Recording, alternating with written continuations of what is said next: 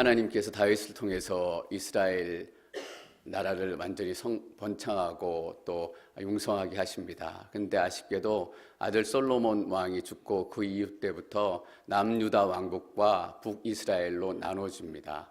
때로는 둘이 형제처럼 사이좋게 지내기도 했지만 많은 시간 원래 가까이 있는 사람이 틀어지면 더 밉다고 원수처럼 전쟁도 하기도 하고 많은 어려움이 있었습니다. 북이스라엘이 남유다 왕국보다 한 130년 정도 먼저 멸망합니다. 먼저 멸망하는 북이스라엘을 바라보면서 남유다의 시인이 그 마음을 하나님께 드리는 그런 내용이 시편 80편 내용입니다.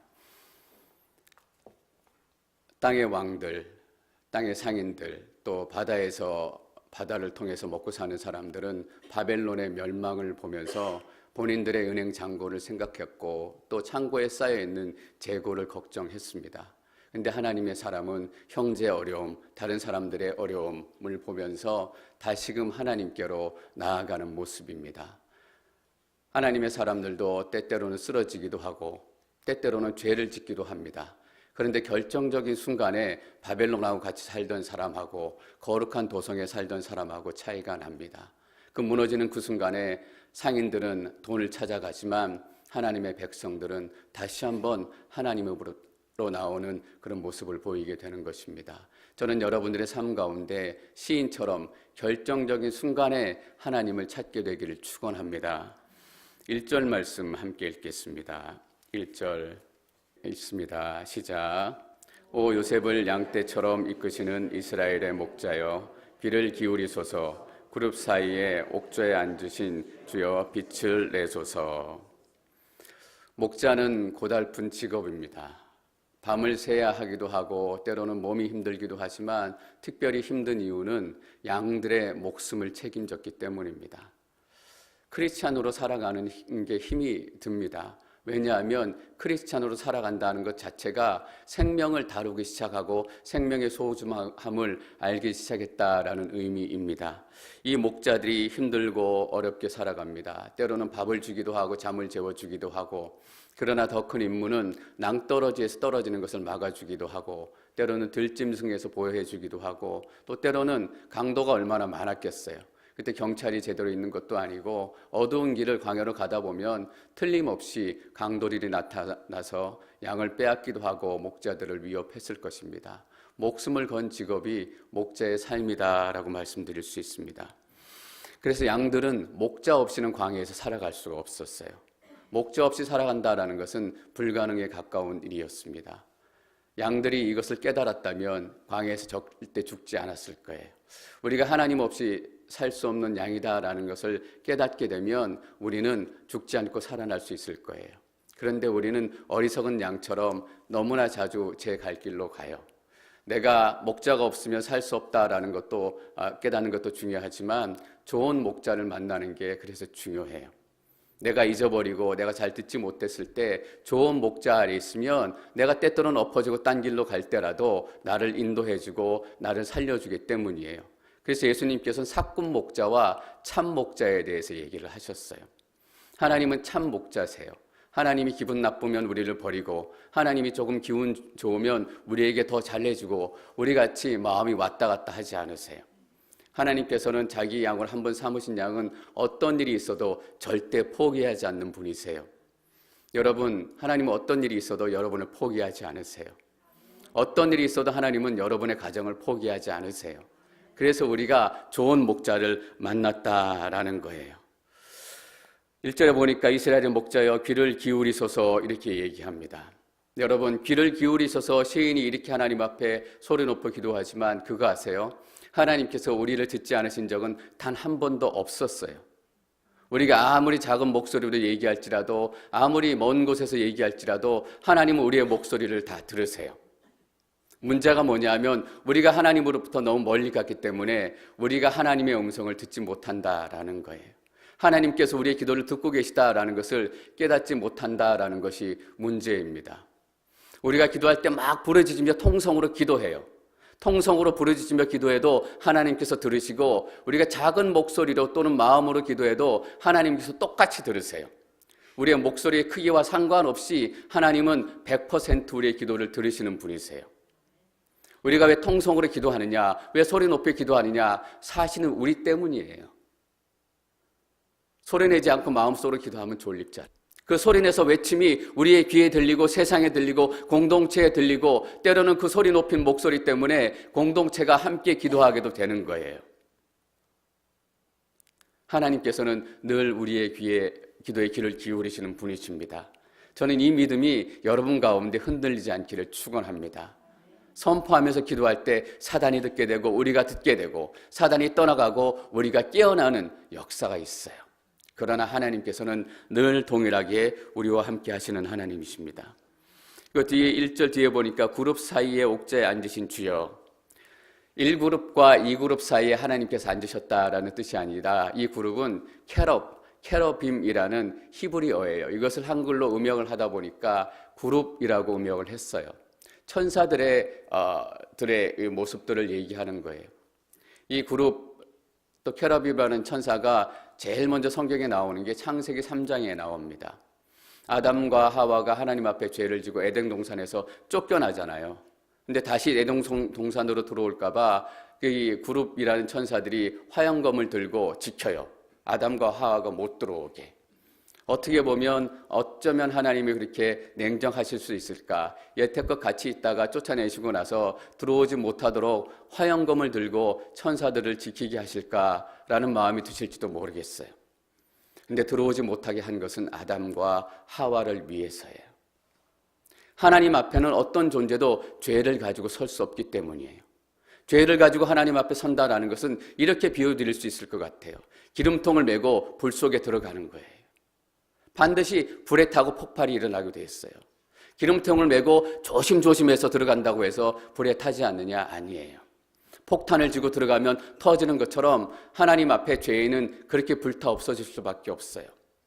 왜 아담과 하와를 못 들어오게 했느냐? 아담과 하와가 바로 하나님 앞에서 죽어나가기 때문이에요. 그래서 아담과 하와를 통해서 하나님께서 새로운 구원의 역사를 시작하기로 결정하셨기 때문에 그 상태로는 내 앞에 설 수 없다라고 결정하시고 하나님께서 못 들어오게 하신 겁니다. 창세기 3장에 이 그룹이라는 천사들이 등장한 이후에 다음에 등장하는 게 언제냐면 한참 이후에 출애굽 때 등장합니다. 하나님께서 모세를 통해서 성막을 짓게 만드세요. 성막을 짓고 안에 지성소를 제일 깊은 곳에 짓는데 지성소 안에 언약궤를 두잖아요. 언약궤를 덮고 있는 게 이 그룹 천사예요. 하나님의 영광이 임하는 자리를 지키는 거예요. 하나님의 영광을 지키는 거예요.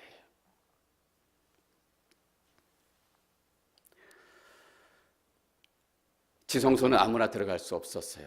그러나 이 지성소에 하나님의 첫 번째 임재가 시작된 이후에 이것은 우리에게 열려진 길을 예비했어요. 예수님께서 십자가에서 죽으실 때 이 성막이 갈라져서 이제는 아무라도 하나님 임재 앞에 영광 앞에 들어갈 수 있게 된 것입니다. 우리는 그것이 얼마나 놀라운 영광인지 몰라요. 아담과 하와도 들어가고 싶었지만 들어갈 수 없었던 하나님의 영광과 임재, 이스라엘 백성들도 하나님의 영광을 경험하고 싶었지만 하나님께서 이스라엘 백성들에게 시내산에 올라오지 말라고 하세요. 내 영광에 닿는 모든 사람들은 다 죽어 없어질 것이다 라고 경고하세요. 근데 우리는 찬양할 때마다 주여 이 자리에 임하여 주옵소서, 우리가 영광의 임재를 경험하기를 원합니다 라고 담대하게 선포하며 기도할 수 있게 된 것입니다. 저는 이 예배 중에도 하나님의 임재가 우리 가운데 충만하게 임하게 될 것임을 믿습니다. 그렇게 우리가 특권을 입은 사람들이에요. 목자 되신 하나님, 또 보좌에 앉으신 하나님은 상반된 이미지예요. 목자는 옆집 아저씨처럼 친숙한 이미지고 언제나 함께 하시는 하나님의 모습이지만 보좌에 앉으신 하나님, 영광 가운데 계신 하나님은 아무나 범접할 수 없는 하나님이에요. 우리는 이 두 가지 모습을 다 알아야 돼요. 때로는 나와 함께 하시고 나와 함께 눈물을 흘리시고 함께 동행하시는 하나님의 모습도 알아야 하지만 우리가 감히 범접할 수 없는 나와는 다른 거룩한 하나님을 경험하고 깨달아야 돼요. 안 그러면 하나님 무시해요. 안 그러면 하나님을 우리 수준에서 생각하게 돼요. 여러분, 하나님은 거룩한 분이십니다. 이것을 잃게 되면서 교회는 능력을 잃게 됐어요. 이것을 잃으면서 크리스찬들이 능력을 잃게 된 거예요. 얼마나 하나님하고 친해지려고 가까워지려고 그런 많은 이야기들을 들어요. 그러나 거룩이 사라지는 그 순간 교회는 능력을 잃게 되는 것입니다. 우리가 하나님에 대해서 많이 배우고 깨달아야 하지만 이 두려운 하나님에 대해서도 우리가 잃지 않아야 하는 것입니다. 2절 말씀 계속해서 읽겠습니다. 2절 시작. 에브라임과 베냐민과 므낫세 앞에서 주의 힘을 떨치시고 오셔서 우리를 구원하소서. 주의 힘을 떨치시고 오셔서 구원하소서. 여러분, 싸움에 이기려면 힘이 있어야 되죠. 힘이 있어야 싸움에도 이기고 구원도 하는 거예요. 힘이 있는 사람을 찾아가는 것도 중요한데 제일 힘센 사람을 찾아가는 게 더 중요해요. 이 땅의 모든 존재들 가운데 제일 힘이 세신 분은 하나님이십니다. 왜냐하면 하나님은 힘을 창조하신 분이시기 때문입니다. 시인이 너무나 전곡을 찌르는 거예요. 능력의 하나님께서 일어나 주셔서 우리를 구원해 주십시오. 우리는 어려움이 있을 때 어디를 찾아가야 합니까? 이 시인처럼 하나님 앞으로 나아가야 합니다. 능력의 하나님, 만군의 하나님, 일어나 주셔서 하나님의 구원의 계획을 우리 삶 가운데 이루어 주시고 우리의 삶에 시작하여 주시옵소서. 짧은 기도인 것 같지만 얼마나 능력 있는 기도인지. 3절 말씀 계속해서 읽겠습니다. 3절 시작.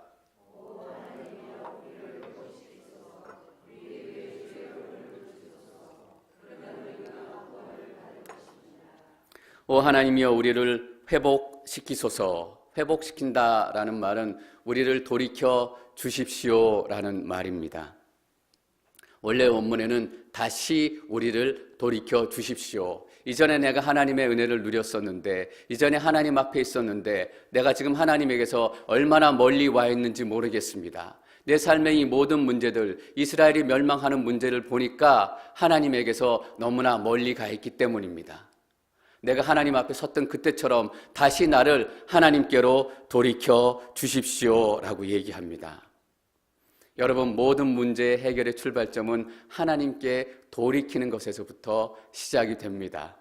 오늘 기도를 보십시오. 시인은 하나님 상황을 바꿔주십시오, 상황을 변화시켜 주십시오라고 기도하지 않고 먼저 내가 하나님께로 돌아가기를 원합니다 라고 기도하고 있습니다. 우리가 얼마나 하나님께로부터 멀리 떨어져 있는지, 여러분, 우리가 하나님께 멀어지면 멀어질수록 인생의 위험은 2배로 커진다라고 말씀드릴 수 있습니다. 1m 멀어지면 그 제곱으로 우리의 위협이 커지고 인생의 위협이 커집니다.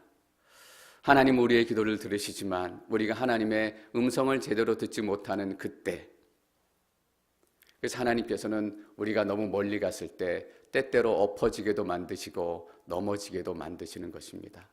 여러분, 그래서 우리의 불행은 단지 불행이 아니에요. 우리의 고통은 단지 고통이 아니에요.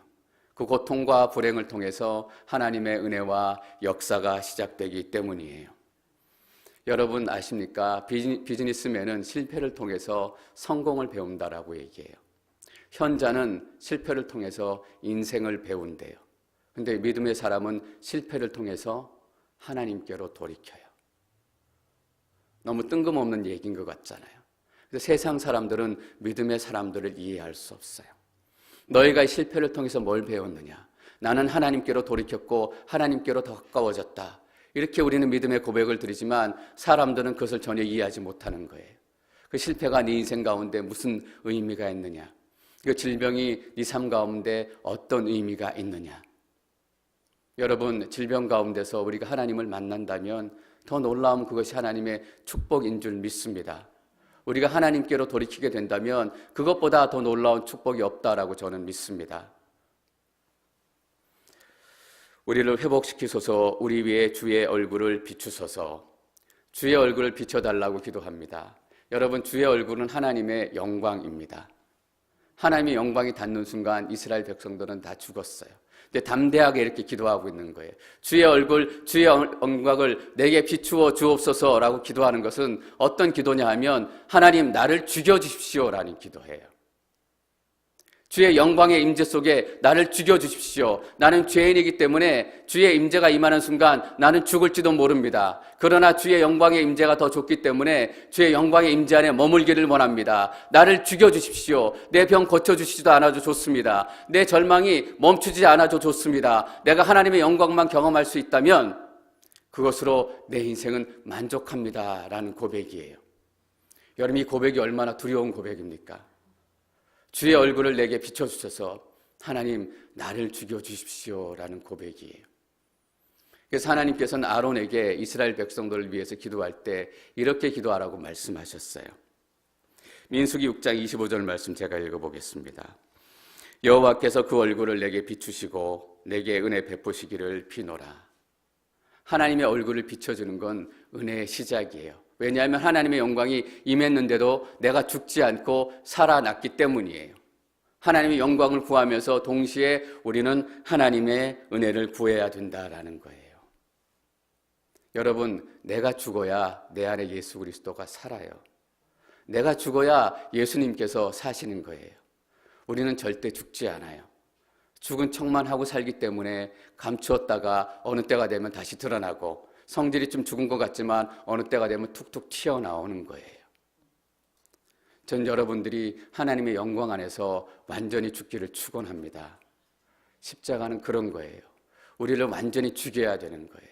완전히 죽어야 진짜 부활을 경험하는 거예요. 우리가 죽은 척하니까 부활을 대충 경험하고 능력을 대충 경험하고 은혜로 산다라는 것이 바로 이것입니다. 하나님의 힘을 우리에게 떨쳐주십시오. 하나님께서 왜 하나님의 능력과 힘을 우리에게 보여주시는지 여러분 우리가 깨달을 수 있으면 좋겠습니다. 왜 하나님께서 아시리아 군사와 또 바벨론 군사와 싸워주실까? 하나님이 군사가 많기 때문에 힘이 강하기 때문에 단순히 그 이유가 아닙니다. 뭐냐 하면 하나님께서 우리를 사랑하시기 때문에 대신 싸워주시는 거예요.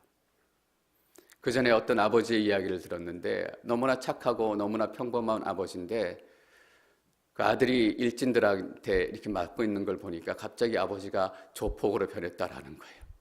그러니까 4명, 5명 되는 그 학생들을 다 때려 눕혔대요. 그 힘이 어디서 나왔을까? 아들을 사랑하는 마음에서 나온 거예요.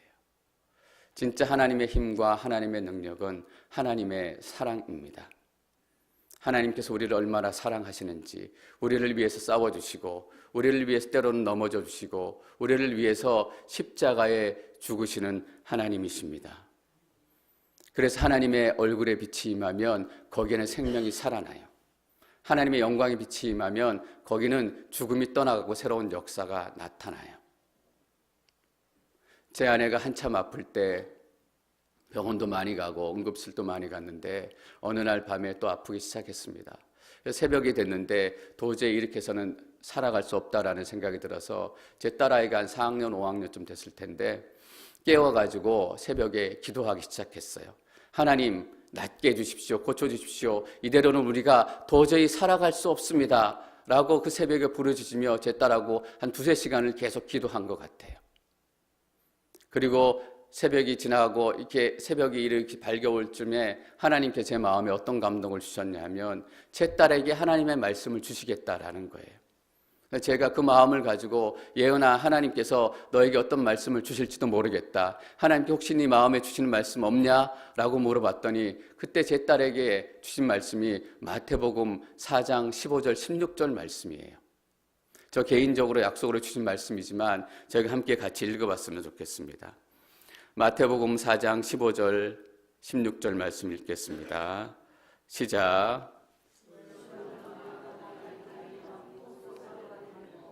요단강 건너편 이방 사람의 갈릴리여, 어둠 가운데 살고 있는 백성이 큰 빛을 보았고 죽음의 그림자가 드리워진 땅에 앉아있는 사람들에게 빛이 비쳤다. 약속의 말씀으로 받은 거예요. 어둠과 같았던, 죽음과 같았던 우리 가정에, 우리 인생에 하나님께서 빛을 비춰주시겠다라고 약속의 말씀으로 받은 거예요. 그리고 이 말씀을 받은 이후에 그때 이후로 제 아내가 회복되기 시작했어요. 여러분, 하나님의 빛이 임하면 죽음이 떠나가요. 하나님의 말씀의 빛이 임하면 그 인생이 달라져요. 그 바로 한 절 다음에 4장 17절에 예수님께서는 이렇게 선포하십니다. 4장 17절 말씀 함께 읽겠습니다. 4장 17절 시작.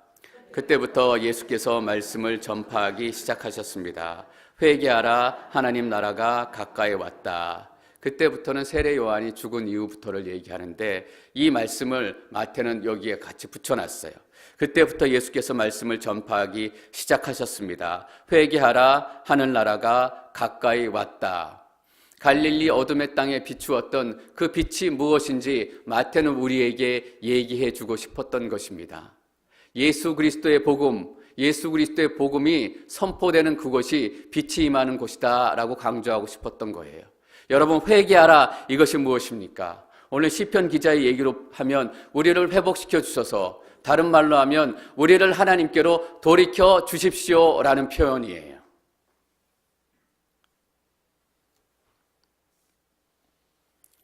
저는 여러분의 삶 가운데도 이 동일한 하나님의 영광의 빛이 임하시기를 축원합니다. 하나님의 빛이 임하면 우리의 삶이 살아가고 우리의 몸을 묶고 있었던 질병도 떠나가게 될 거예요. 4절 말씀 계속 읽겠습니다. 4절 시작. 오 만군의 하나님 여호와여, 얼마나 더 주의 백성들의 기도에 진노하시겠습니까? 얼마나 더, how long 주의 백성들의 기도에 진노하시겠습니까? 백성들의 기도에 진노했다라는 것은 기도에 응답하지 않으십니까? 언제까지 구원의 기도에 응답하지 않으시겠습니까? 라고 기도하는 거예요. 여러분, 그러나 하나님은 벌써 응답하셨어요. 뭐라고 응답하셨을까요? 노라고 응답하신 거예요. 아직 때가 아니다. 너희들이 내 응답을 받을 때가 아니다. 지금은 구원의 때가 아니다. 라고 노라는 응답을 받은 거예요. 이사야 1장 15절에서 17절까지 말씀 함께 읽어보겠습니다. 이사야 1장 15절 시작. 너희가 아무리 손을 펼쳐 기도해도 나는 눈을 가리고 너희들을 보지 않을 것이다. 너희가 아무리 기도를 많이 드려도 나는 듣지 않을 것이다. 너희 손에는 피가 가득하구나. 여기 보십시오. 손을 펼쳐 기도해도 나는 눈을 가리고 너희를 보지 않을 것이다. 너희가 아무리 기도를 많이 드려도 나는 듣지 않을 것이다. 왜냐하면 너희 손에 피가 가득하기 때문이다 라고 얘기하세요. 이 피라는 것은 내 욕심, 내 욕망,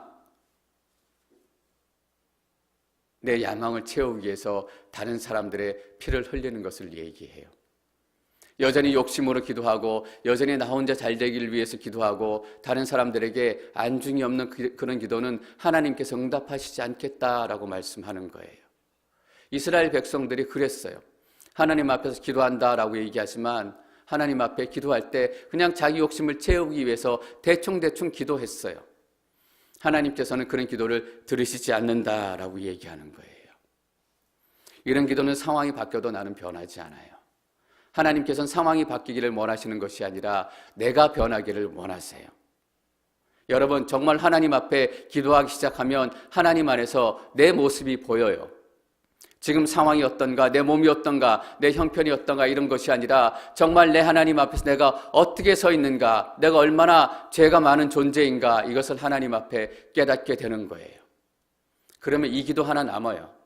하나님, 나를 돌이키게 해 주십시오. 나를 돌이키게 해 주십시오. 상황이 나아지고 환경이 나아지는 것이 응답이 아니라 나를 돌이켜주는 것이 기도의 응답이다라는 것을 깨닫게 되는 것입니다. 여러분, 기도의 끝은 바로 이거라고 저는 믿습니다. 우리가 사건으로 기도를 시작하고 상황으로 기도를 시작하지만 우리는 이것을 통해서 하나님께 돌이키게 되는 거예요. 돌이키면 살아나리라. 이 약속의 말씀을 우리가 절대로 잊어서는 안 될 줄 믿습니다. 8절 말씀 저희가 계속 읽겠습니다. 8절 시작.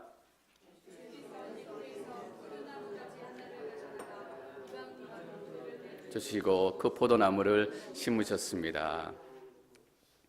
1절에서는 하나님을 목자에 비유했습니다. 근데 8절에서는 하나님을 포도 농부로 비유를 하셨습니다.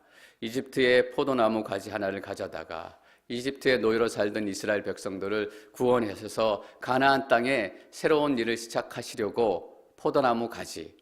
여러분, 포도나무 가지보다 쓸모없는 가지는 없대요. 왜냐하면 튼튼하지도 않아서 목재로도 쓸 수 없고 제대로 불에나 타는지 모르겠어요. 그냥 장작으로나 쓸 거예요. 꾸불꾸불 해가지고 뭘 만들기도 힘들고 아무 쓸모없는 이스라엘들을 하나님께서 부르셔서 새로운 일을 시작하신 거예요. 여러분, 포도나무 가지 같았던 우리의 인생을 하나님께서 부르셨습니다. 하나님께서 우리의 삶을 통해서 포도나무가 열매 맺기를 원하시는 것입니다. 이방 민족들을 내쫓으시고 그 포도나무를 심으셨습니다. 9절 말씀 계속 읽겠습니다. 9절 시작. 그것을 위해 터를 준비해 뿌리를 내리고 땅을 가득 채우게 하셨습니다. 10절 11절까지 읽겠습니다. 10절. 산들이 그 그림자로 덮였고 그 가지들은 멋진 백향목 같았습니다. 그 굵은 가지들은 바다까지 뻗어내렸고 그 가지들은 강까지 미쳤습니다. 포도 농부가 포도나무를 심는 이유는 단 한 가지입니다. 포도 열매를 얻기 위해서입니다. 그 과정을 시편 기자는 이렇게 기록하고 있습니다. 땅을 가득 채우고 멋진 백향목 같고 그리고 굵은 가지들이 바다까지 강까지 뻗어내렸고. 하나님은 여러분들의 기도가 이 땅을 가득 채우기를 원하십니다. 하나님께서는 하나님의 말씀의 능력이 이 땅에 가득 차기를 원하십니다. 더 많은 사람들이 교회를 떠나고 더 많은 사람들이 교회를 비난하지만 정말 하나님의 거룩함은 여러분들을 통해서 지켜질 줄 믿습니다. 하나님의 백성들, 세상에 무릎 꿇지 않는 7천인들의 기도를 통해서 하나님께서 이 세상을 변화시킬 거예요. 그리고 멋진 백향목 같다라고 얘기하세요. 하나님께서는 여러분의 인생이 멋진 백향목 같기를 원하세요. 그냥 삶에 찌들려서, 가난에 찌들려서, 병에 찌들려서 그냥 힘없이 축 늘어져서 살아가는 것이 아니라 멋진 백향목처럼 내가 돈은 없지만 하나님의 사람으로 기도로 이 세상을 변화시킬 것이다. 내게 능력은 없지만 하나님께서 나의 군사가 되시니 내가 영적인 전쟁을 담대하게 치러 나갈 것이다. 그리고 바다까지 뻗어내렸고. 근데 12절에 반전이 나타납니다. 12절, 13절 말씀 읽겠습니다. 12절, 13절 시작. 주께서는 왜 그 울타리를 허셔서 지나가는 사람들이 모두 그 열매를 따먹게 하셨습니까? 숲속에서 멧돼지가 나와 그것을 짓밟고 들짐승들이 그것을 삼키지 않으셨습니까? 여러분, 심으시는 분도 하나님이시고 허무시는 분도 하나님이시고 회복시키시는 분도 하나님이십니다. 저는 이 허무신 분이 하나님이신 게 너무 감사하고 안심이 됩니다. 왜냐하면 하나님께서는 하다가 마시는 일이 없기 때문이에요. 하나님께서는 심으시는 척 하지도 않고 부서뜨리는 척 하지도 않고 또 회복시키시는 척 하지도 않아요. 하나님께서는 심으시면 온전하게 책임지켜 주시는 분이세요. 허무셨다는 것은 새로운 일들을 시작하시겠다라는 약속이기도 해요. 근데 우리는 대충 해요. 기도하는 것 같은데 기도하지 않고, 예배 드리는 것 같은데 예배 드리지 않고, 하나님 앞에 있는 것 같은데 하나님 앞에 있는 것 같지 않고. 근데 하나님은 약속의 하나님이시기 때문에, 시작하셨기 때문에 반드시 지키시는 하나님이신 줄 믿습니다. 왜 그 울타리를 허셔서 지나가는 사람들이 모두 그 열매를 따먹게 하셨습니까? 이사야 5장 4절에서 대신 대답해 줍니다. 이사야 5장 4절 함께 읽겠습니다. 내가 내 포도원을 위해 더 어떻게 해야 한단 말이냐? 내가 거기에서 하지 않은 일들이 무엇이냐? 나는 좋은 포도 맺기를 기다렸는데 왜 이렇게 들포도만 열렸느냐? 하나님께서 포도나무를 다 하셨어요. 이 포도나무들로는 하나님의 구원의 계획이 이루어질 수 없음을 아셨기 때문이에요. 그래서 하나님께서 모든 것들을 허무시고 다시 시작하십니다. 여러분, 우리 삶에 포도나무 농장이 허물어지는 것처럼 많은 것들이 허물어질 때가 있습니다. 그러나 그 허물어짐을 통해서 하나님의 새로운 일들이 시작되는 것입니다. 때로는 건강이 무너지기도 하고, 때로는 돈이 무너지기도 하고, 때로는 관계가 무너지기도 합니다. 여러분, 그러나 거기서부터 하나님의 소망이 시작이 됩니다. 왜냐하면 하나님은 우리의 하나님이시기 때문입니다. 15절 말씀 계속 읽겠습니다. 15절 시작. 주의 오른손으로 심으신 포도원과 주께서 친히 강하게 하신 나뭇가지를 지켜주셔서. 우리는 지혜롭게 기도할 필요가 있습니다. 우리가 하나님께 많은 기도를 올려드리지만 지혜로운 기도는 하나님의 성품을 붙들고 하는 기도입니다. 지혜로운 기도는 하나님의 약속을 붙들고 드리는 기도입니다. 주의 오른손으로 심으신, 권능의 주의 오른팔로 심으셨다라는 것은 하나님께서 특별히 택하셨다라는 의미입니다. 포도원과 주께서 친히 강하게 하신, 하나님께서 심으시고 하나님께서 자라게 하신 이 나뭇가지를 지켜주십시오. 하나님은 신실하신 하나님 아니십니까? 하나님은 실수하지 않으시고 하나님은 후회하지 않는 하나님 아니십니까? 하나님께서 시작하셨으니 하나님께서 끝까지 마무리하실 줄 믿습니다라는 기도예요. 이 하나님의 성품을 붙들고 기도하는 것이 가장 지혜로운 기도예요. 여러분, 우리가 하나님의 성품을 어떻게 잘 알 수 있을까? 하나님의 약속을 어떻게 잘 알 수 있을까? 말씀으로 돌아가는 거예요. 그래서 말씀을 많이 읽은 분의 기도가 지혜롭고 능력이 있어요. 말씀으로 기도하고 하나님의 성품을 붙들고 기도하고. 17절 말씀 계속해서 읽습니다. 17절 시작. 주의 오른손에 잡힌 사람에게 곧 주께서 친히 강하게 하신 인자에게 손을 얹어 주소서. 주의 오른손에 잡힌 사람, 주께서 강하게 하신 인자, 단 한 사람의 이야기를 얘기하고 싶어 합니다. 예수 그리스도입니다. 모든 사람을 하나님께서 특별하게 부르셨지만 그 중에서 하나님께서 특별하게 부르셔서 세우신 분이 바로 예수 그리스도이십니다. 왜냐하면 우리로서는 참 포도나무의 열매가 맺힐 수 없기 때문입니다. 그래서 요한복음 15장 1절에서는 예수님께서 스스로에 대해서 이렇게 얘기하세요. 나는 참 포도나무요. 내가 참 포도나무다라고 얘기하십니다. 너희를 통해서 이룰 수 없었던 하나님의 구원의 계획을 나를 통해서 이루시기 위해서 그 포도원을 허무시고 참 포도나무를 심으셨다라고 선포하십니다. 그리고 아버지는 농부시다라고 얘기해요. 그리고 이어지는 15장 5절에서 나는 포도나무여 너희는 가지니. 이제 우리는 포도나무 대신 예수님에게 붙어있기만 하면 되는 거예요. 참 포도나무신 예수님께서 우리를 위해서 대신 양분을 공급해 주시고 대신 생명력을 지켜주시고 바로 이것이 십자가라고 저는 믿습니다. 여러분, 우리는 우리의 삶에 풍성한 열매를 맺을 수 없어요. 그러나 예수님께서는 참 포도나무가 되셨기 때문에 예수님을 통해서 우리 삶에 충만한 성령의 열매가 맺힐 것입니다. 하나님께로 돌아가야 합니다. 18절 말씀 결론으로 읽겠습니다. 18절 시작. 우리가 주를 떠나지 않겠습니다. 우리를 회복시키소서. 그러면 우리가 주의 이름을 부르겠습니다. 우리를 회복시켜 주시옵소서. 다시 살려주십시오라는 얘기예요. 다시 살려주십시오라는 것이 하박국이 진노 중에라도 긍휼을 잊지 마시고 하나님의 부흥을 일으켜 주십시오라고 얘기했을 때 그 부흥이라는 단어예요. 하나님, 우리를 다시 살려주십시오. 무너졌던 내 삶에 다시 한번 하나님의 부흥을 허락해 주시고 무너졌던 이 땅에 다시 한번 하나님의 부흥을 허락해 주시옵소서. 이스라엘의 멸망을 보면서 오히려 시편 기자는 하나님의 부흥을 간구하기 시작했어요. 왜냐하면 목자 되신 하나님, 농부 되신 하나님을 깊이 만났기 때문이에요. 여러분, 하나님께서 우리 삶 가운데 이 부흥을 반드시 허락하실 것입니다. 우리가 늘 기도하는 것처럼 어둠이 두려워져 있는 이 앵커리지 땅에 큰 빛이 임해서 하나님의 놀라운 부흥의 역사가 언젠가 시작될 줄 믿습니다. 우리는 그때를 준비하며 기도하는 사람들입니다. 뻗어나가는 사람들이고 멋지게 사는 사람들이고 예수 그리스도로 말미암아 놀라운 열매를 맺게 될 사람들입니다. 이 놀라운 하나님의 소망이 여러분 가운데 이루어지시기를 축원합니다.